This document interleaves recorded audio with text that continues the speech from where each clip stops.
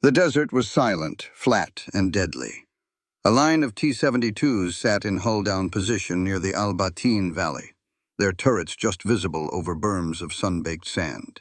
Soviet-trained Iraqi crews scanned the horizon through old optics, watching, waiting. They had set the ambush perfectly, just as they'd been taught. They expected the enemy to come within 1,500 meters. That was the kill zone. Inside one of the lead tanks, a Soviet advisor lit a cigarette. He'd served in Afghanistan. He trusted the T-72, rugged, fast, powerful. Simplicity was its strength. He chuckled as the radio crackled. An Iraqi officer joked about the American Abrams. "Too heavy. It will sink before it sees us." Then a sound, faint, distant, metallic. Nothing on optics, no dust plume, no movement. Then the tank beside them exploded. No warning. No missile streak. No audible shot. 1 second it was there. The next, a black column of smoke and fire shot into the sky. The turret was gone. The hull ripped open like a soda can. Seconds later, another tank detonated, a perfect center punch through the front glacis. The round hadn't bounced. It had gone straight through. Panic erupted over comms. T-72s reversed into each other. Some fired blindly at empty dunes. The crews had no targets, no range, no direction, just death from somewhere beyond the horizon. The Soviet advisor screamed into his radio, "Where are they?" But there was no one to answer. Only later, when the battle was over, did they learn the truth. They had been hit from over 3,000 meters away, by M1A1 Abrams tanks they never saw, never heard, and never even got to fire at. They were hunting shadows with steel. 7 months earlier, the heat in Basra was oppressive, thick, dry, and constant. Inside a large canvas command tent, Soviet tank advisors gathered with senior Iraqi officers. Maps were unrolled on folding tables. Chits and grease pencil lines marked theoretical enemy approaches. The meeting had the air of routine. Another briefing, another round of reassurance. Another chance to laugh. Colonel Vitaly Chernov, a Soviet armored instructor with 2 decades in Warsaw-packed exercises, stood at the front. "The Abrams," he said, pausing for effect, "is a paper tank." Laughter rippled through the room. "They built it too heavy," he continued, "too complex. The engine? Jet turbine. It drinks fuel like a bomber. The gun? Western. Smoothbore copy of our own 125mm. And the crew? Over-reliant on electronics. You kill the power. You kill the tank." Iraqi officers nodded confidently. They'd trained on the T-72M, a mainstay of Soviet export power. Quick to produce, easy to maintain. Proven in Afghanistan and the Iran-Iraq War. The doctrine was direct. Close the distance, fire first, swarm. They believed in the numbers. "Our tanks are simple," said a Republican Guard general. "Simple means reliable. They'll never survive the heat out here. Not with all those gadgets." Chernov gestured to the map showing a stylized American advance. "If they come," he said, "we funnel them between sand berms, kill them at 1,200 meters, and finish at 800. The Abrams doesn't get a second shot." No one mentioned range beyond 2,000 meters, because they didn't believe it mattered. Soviet doctrine had always been clear. Tank duels were decided at close quarters. Sensors were secondary. Armor was layered. Survival depended on aggression. If the Americans had better optics, that was irrelevant. What mattered was which tank fired first, and who had more of them. In the tent, they rehearsed scenarios where Iraq's armored divisions would draw American armor into traps, where T-72s would take hits and keep moving, where flank attacks would collapse mechanized infantry lines. What they couldn't imagine was this: that the Abrams wouldn't need to close the distance, that it would kill them before they ever saw it, that the duel they were preparing for would never happen. And their laughter was the first mistake. For decades, Soviet armored doctrine had been forged in the furnace of World War II. then tempered in the Cold War's industrial arms race. Its logic was brutal and elegant. Victory came not from range or finesse, but from mass, speed, and survivability. The tank was a tool of momentum, not precision. You didn't outthink the enemy. You outnumbered him. You flooded the zone. You overwhelmed the sensors. You accepted losses. And above all, you closed the distance. The T-72 was the embodiment of that philosophy. Introduced in the early 1970s, it was compact, easy to produce, and on paper, deadly. Its 125mm smooth-bore gun was among the most powerful of its generation. Its low silhouette made it harder to hit. Its autoloader replaced the fourth crewman, shaving size and weight. It could reach 60 km on roads and was air transportable in numbers. But it was built for battles under 2,000 meters. Its fire control system was optical, not digital. Range finding was done via coincidence rangefinder or laser designator, often limited by heat haze or dust. In a clean duel at 1,000 meters, the T-72 could kill anything NATO had. That's what mattered. Soviet exercises simulated tank fights at 800 to 1,500 meters. Close, violent, short, fire first, fire fast, move. If the enemy had better optics, close the range. If they had better armor, flank and finish. If they had better coordination, saturate with numbers. The assumption was that distance favored NATO and volume favored the Soviets. So doctrine adjusted accordingly. Tanks didn't need long-range sensors. They needed reliability. They needed simplicity. Their armor was thick at the front, thin at the sides. Their tactics assumed they would survive just long enough to close and kill. What they didn't plan for, what the math refused to admit, was an enemy that could see at 3,000 meters, hit at 3,000 meters, and kill at 3,000 meters every time. The T-72 wasn't undergunned. It was just outranged by an entire generation of warfare. The Soviets believed in mass, but the Americans had built precision that erased mass before it could fire back. And the doctrine of steel was about to shatter at the speed of light. It happened during the second day of the ground campaign, February 25, 1991. A Republican Guard armored detachment was moving in disciplined formation near Wadi al-Batin. Dozens of T-72 tanks rolled eastward in staggered echelons, supported by BMPs and logistical trucks behind. The terrain was open, flat, offering perfect visibility. The threat horizon appeared clean. According to Soviet-trained commanders, the Americans were still beyond effective engagement range. Then, without warning, the lead tank exploded. There was no visible missile, no engine roar, no jet overhead. Just a flash, a thunderclap, and a black plume of fire as the turret catapulted skyward. At first, the Iraqis thought it might have struck a mine, but seconds later, a second tank was hit, then a third, all from the front, all without any sign of the attacker. Radio chaos ensued. Gunner crews panicked. Officers screamed into radios calling for direction. Some tanks tried to turn and return fire, but by the time they acquired any target, the next vehicle was already burning. Their optical rangefinders caught nothing. The battlefield offered no signatures, no heat trails, no muzzle flash, no noise. Within minutes, 13 tanks were disabled.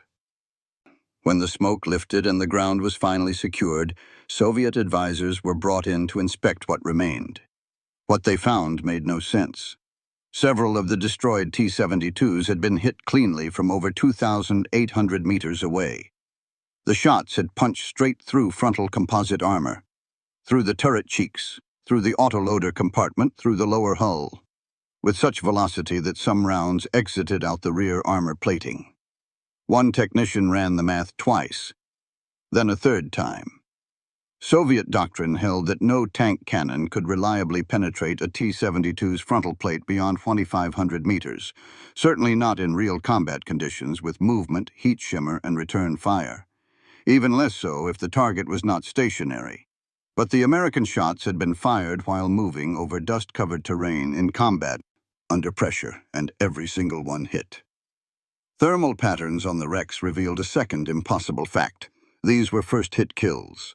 No tracking shots, no bracketing, no suppression fire.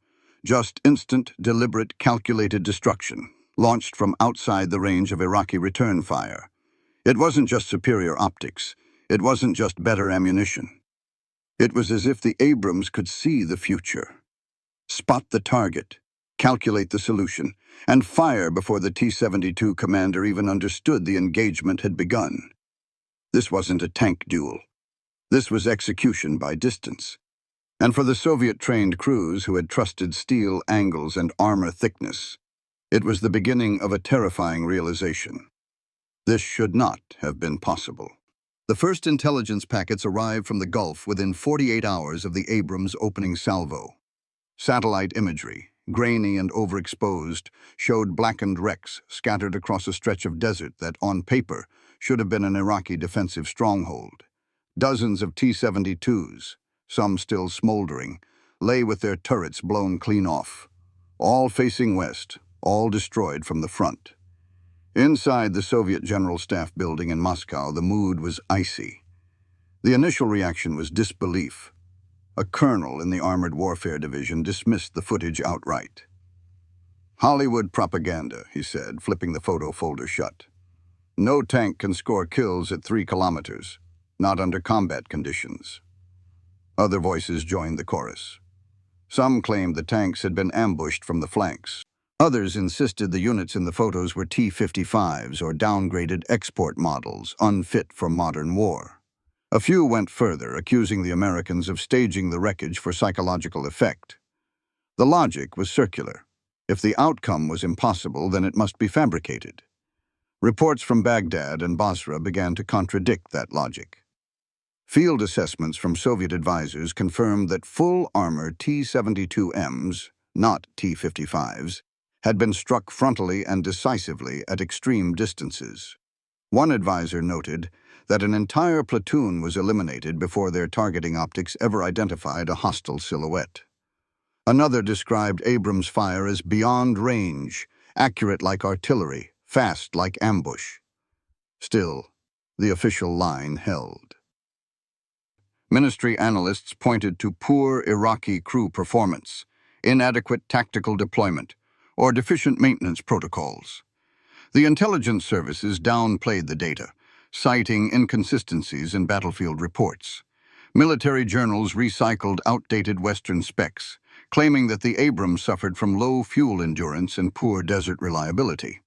That was easier to accept than the alternative. Accepting the truth would mean admitting that the fundamental Soviet theory of tank warfare, close-range aggression, layered armor, and massed fire, had been defeated by math and silicon. It would mean that a $4 million Abrams could eliminate a T-72 from a distance where the T-72 was effectively blind. It would mean that a war the Soviets had spent decades preparing to win had already moved beyond their doctrine. So, Moscow refused. They buried the field reports. They questioned the advisors' competence. They doubled down on the myth that in a real fight with trained crews and proper support, Soviet armor would still dominate. But deep in the analysis rooms, away from the briefings and the press statements, a few quiet officers circled numbers in red pencil, underlined the confirmed kill distances, and realized this wasn't a fluke. This was the future. In early March 1991, a classified technical review circulated inside the Soviet Ministry of Defense. Its title, Unconventional Ballistics in Desert Engagements. The report aimed to explain away what field commanders could no longer deny, that American tanks were executing first-shot kills at distances once thought irrelevant in armored warfare. But the explanation wasn't based on acceptance. It was an attempt to contain the panic. The leading theory? Ammunition trickery. Soviet analysts proposed that the Americans had deployed experimental depleted uranium sabot rounds far more powerful than publicly acknowledged. They suggested the kinetic energy penetrators had been secretly upgraded, perhaps with classified metallurgy, or using sabots optimized for extreme speed separation. The conclusion: the Abrams wasn't better, it was cheating. Another explanation followed quickly. targeting assistance from drones or satellites. If the Americans had real-time aerial spotting or forward observers with laser designators, then their long-range accuracy made more sense. One general even proposed that GPS-guided artillery had been used to simulate tank fire, that the Abrams was receiving corrected coordinates mid-battle. The focus was always external, always conditional. They claimed the Abrams was vulnerable to sand damage, heat degradation, and mechanical failure, and that its true combat capability was inflated by perfect conditions and overwhelming air cover. In this theory, the tank didn't outmatch the T-72. It simply operated within an artificially enhanced ecosystem, a clean lab war, not a real one. And so, action items were proposed. Increase infrared camouflage. Train gunners to shoot at flashpoints instead of silhouettes. Adjust engagement ranges.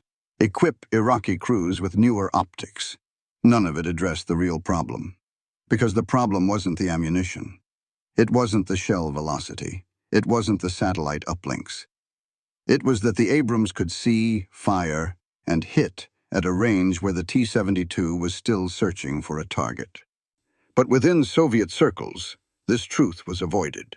The plasma theory logic of the F-117 debacle repeated itself. Invent the exotic, deny the obvious. They didn't need to fix the doctrine. They just needed to explain the anomaly in a way that left the structure intact. So they called it an edge case. They blamed technology gaps, not conceptual failure. And while Soviet generals issued confident statements, another shipment of burned-out T-72s sat on flatbeds outside Basra, silent rebuttals to every excuse written in Moscow. The Abrams wasn't winning with tricks. It was winning with clarity, and the Soviets still couldn't see it. When the first theory, that the Abrams was winning through exotic rounds or drone coordination, failed to satisfy the hard data, the narrative pivoted again. This time, it was no longer about technology, and it became about betrayal. A second wave of internal reports began circulating among Soviet military intelligence units. They proposed that the tank kills weren't real at all, that the Iraqi forces had never fielded true T-72s in the first place. The logic was simple. If the Abrams had destroyed those tanks so easily, then those tanks must not have been authentic. The theory spread quickly. The tanks destroyed in the desert were downgraded export versions. The T-72M, not the T-72B. Lacking advanced fire control systems, lacking full composite armor. The implication was that the Americans had staged a victory against shadows, not equals. Other officers suggested a darker narrative, that the Iraqi units sabotaged their own tanks, that Republican Guard commanders bribed or blackmailed by the CIA had compromised their formations before the shooting began. One memo described unexplained pre-strike withdrawals and inconsistent turret orientations, implying intentional exposure to enemy fire. And still others insisted the entire sequence was psychological warfare. One colonel claimed the GPS coordinates for Iraqi formations had been leaked in advance, allowing preemptive artillery masking. Another posited that Abrams' fire control software had been given false environmental inputs, tricking it into adjusting perfectly for desert conditions. The logic flipped inward. The Americans weren't fighting smarter. They were manipulating perception. It became a self-reinforcing spiral. The more absurd the explanation, the more secure the doctrine felt. Because if the Abrams wasn't better, just sneakier or luckier, or better funded, then the T-72 still had relevance. The doctrine could survive. The numbers could stay on the board. They started to solve problems that didn't exist. Retrofitting ERA packages, designing flanking drills, training for low-profile ambushes against an enemy that never needed to get close. It was all shadow boxing, all built on a premise the battlefield had already invalidated. In reality, the Abrams didn't win because the T-72 was fake. It won because it was built for a range the T-72 was never meant to survive. And by refusing to confront that, the Soviets weren't protecting their strategy. They were prolonging its collapse. The GRU deployed its best analysts, The KGB activated dormant assets embedded in Iraqi logistics. Technical teams were flown into Kuwait under diplomatic cover, posing as reconstruction observers. Their mission was simple: find the mechanism behind the impossible. But the truth remained elusive. Every attempt to decode the Abrams battlefield dominance ran into a wall of precision and silence. Soviet teams collected wreckage from destroyed Iraqi tanks. They reviewed radio logs from frontline engagements. They interrogated captured Iraqi officers. Yet none of it explained how an American tank could engage, hit, and destroy a T-72 before the Soviet-trained crew even saw the threat. Ammunition analysis yielded no miracles. The American DU penetrators were effective, yes, but not superweapons. They were physics, not magic. Ballistics tests matched the observed penetrations, but only if the shots were taken from well beyond 2,500 meters, and only if hit probability was near perfect. That was the problem. The Soviets didn't believe in perfect, so they kept searching. They sent KGB agents to trace components back to factories in Ohio and Michigan, hoping to find weaknesses in the Abrams supply chain. They mapped out electronic modules, hoping to locate vulnerabilities in the fire control system. But what they found instead was structure, a design philosophy they didn't understand. The Abrams wasn't one system. It was a fusion of subsystems: thermal optics that rendered darkness irrelevant, laser rangefinders accurate to the meter, ballistic computers that processed environmental variables in milliseconds, gyro-stabilized guns that fired accurately while moving at speed, secure GPS-aided positioning that removed guesswork from navigation. The tank wasn't a brawler. It was a sensor platform on treads. And its crew didn't just aim and shoot. They received a firing solution calculated by a system that fused target data, range, movement, and wind into a single exact answer. To the Soviets, it looked like cheating, because they had no equivalent. Back in Moscow, intelligence analysts tried to simulate an Abrams-style engagement using their best hardware, the T-80, with upgraded sights and thermal add-ons. Even then, the math broke. Soviet tanks could hit at 1,800 meters on ideal terrain with elite crews. But that wasn't war. That was theory. The Americans were operating at 3 kilometers, on the move, through smoke and dust, and still hitting first. The GRU eventually filed its final analysis. It was short. The problem wasn't the shell. It wasn't the engine. It wasn't even the gun. It was the data. The Abrams wasn't just a tank. It was a predictive weapon, tuned by technology to win the fight before the enemy knew there was one. And the Soviets, masters of steel and manpower, had nothing that could even see it coming. What Soviet generals couldn't grasp in doctrine, the Abrams revealed in execution. This wasn't a heavier tank. It was a smarter one. At its core, the M1A1 Abrams was a weapon system engineered around a radical proposition: that the outcome of a tank duel could be determined before the first shot was fired, if the sensors were fast enough, the data accurate enough, and the fire control smart enough. The tank's greatest advantage wasn't its gun, it was its sight. While Soviet tanks still relied on daylight optics and late-generation infrared imagers, the Abrams came standard with thermal imaging sights that could lock onto targets through smoke, fog, dust, and night. These weren't crude heat signatures. They were high-resolution contrasts that outlined engine blocks, hull plates, turret movement. Enemy tanks didn't just appear, they were defined. The tank commander and gunner both had access to independent thermal channels. That meant one crew member could scan while the other aimed, allowing for faster threat identification and quicker acquisition.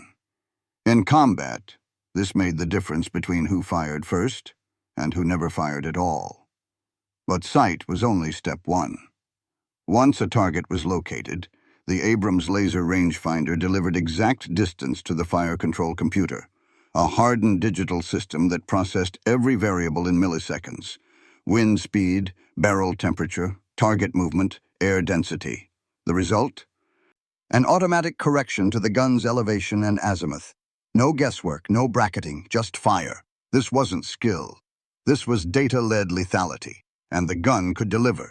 The 120mm M256 smoothbore, built under license from Rheinmetall, fired depleted uranium armor-piercing fin-stabilized discarding sabot rounds, APFSDS, with muzzle velocities exceeding 1,500 meters per second.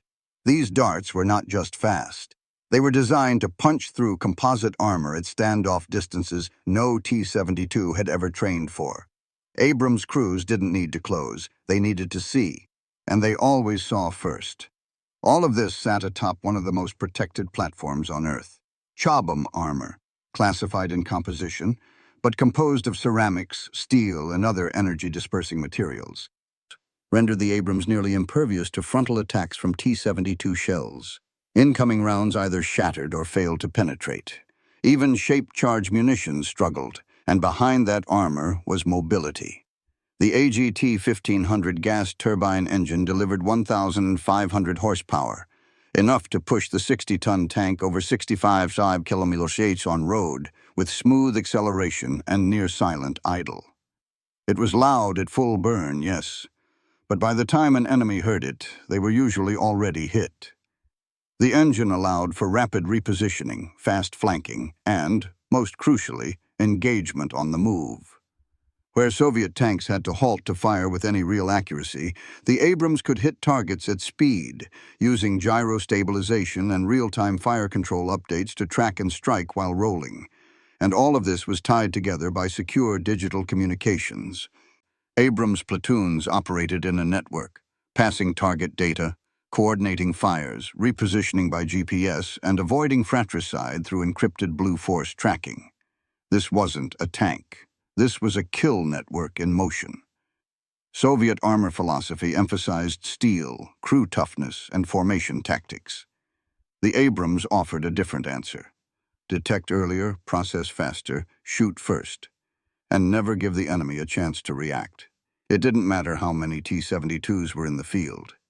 If every duel ended in a first-shot kill from 3 kilometers away, numbers didn't count.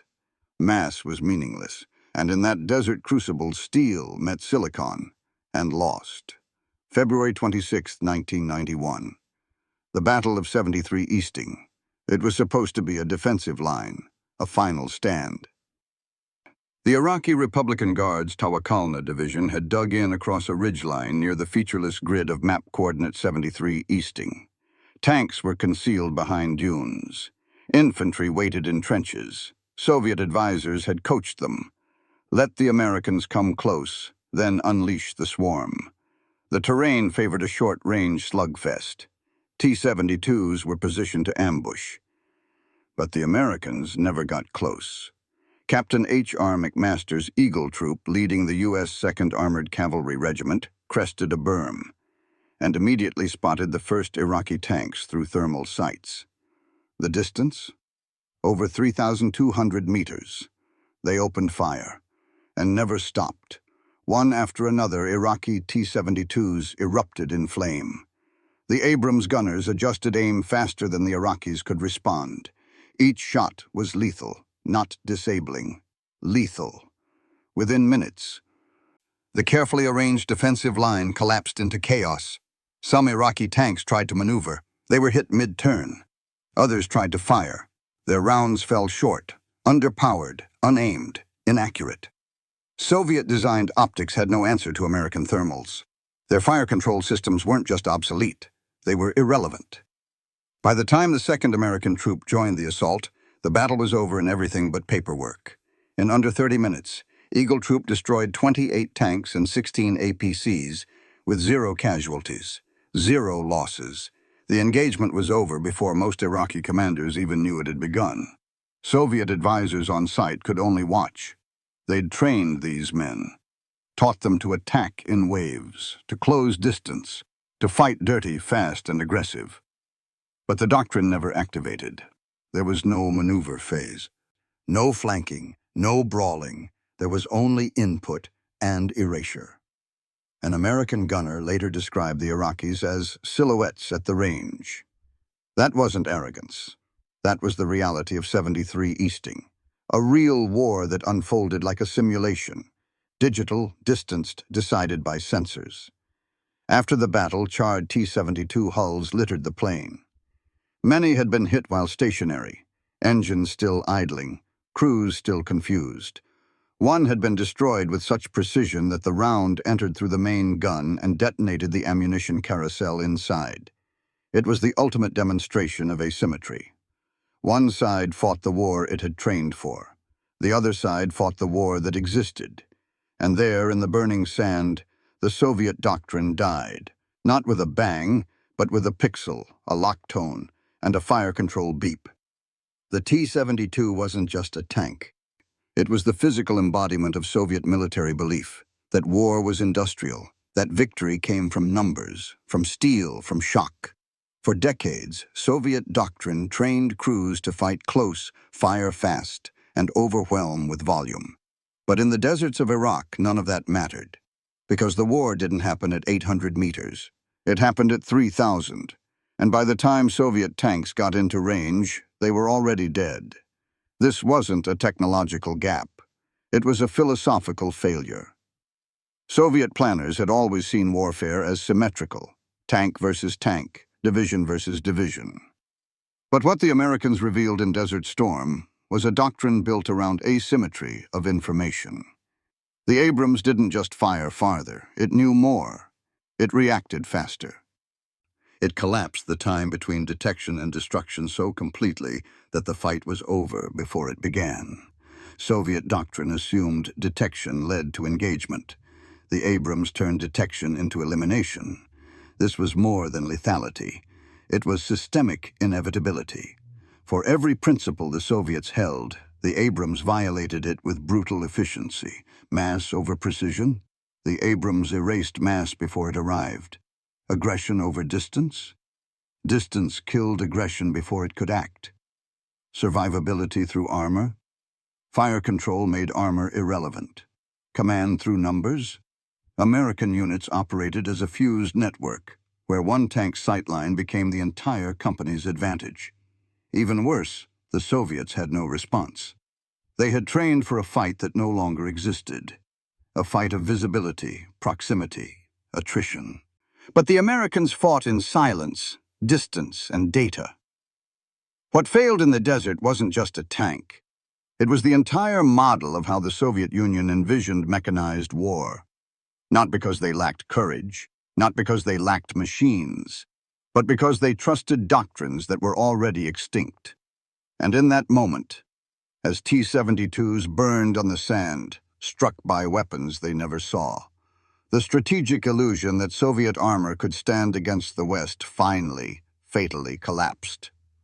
Somewhere in southern Iraq, beneath layers of wind-blown sand, rests the scorched turret of a T-72, separated from its hull, half-buried, forgotten. No markings remain. No crew survived. No story was told. It lies like a fossil from another age, not a battlefield artifact, but a relic of a doctrine that died in real time. Around it, the desert is silent. There are no monuments to the Soviet advisors who trained the men that drove these tanks. No flags for the engineers who calibrated their optics. No victory speeches, just a rusted gun barrel, bent toward a horizon it was never meant to reach. The Abrams left no trace beside it, no wreck, no wreckage, no boot prints, just heat, velocity, and silence. Like a sniper who never missed and never had to reload. In war museums across the former Soviet Union, models of the T-72 still sit on pedestals. Manuals are still stored in archives. Photos from parade formations still hang in old officers' clubs. There it is remembered as a symbol of Soviet strength. But in the desert, it is remembered as something else. A ghost, hunted and killed by machines that didn't need to see it, only calculate it. Today, every major tank designer in the world works to replicate what the Abrams showed in 1991. Not how to build a stronger tank, but how to win before the enemy ever fires. Because the Abrams wasn't just a vehicle, it was a verdict. One final judgment against a century of warfare based on steel, weight, and assumption. And in that judgment, the Cold War didn't end in Berlin. It ended the moment steel met silicon. and silicon fired first.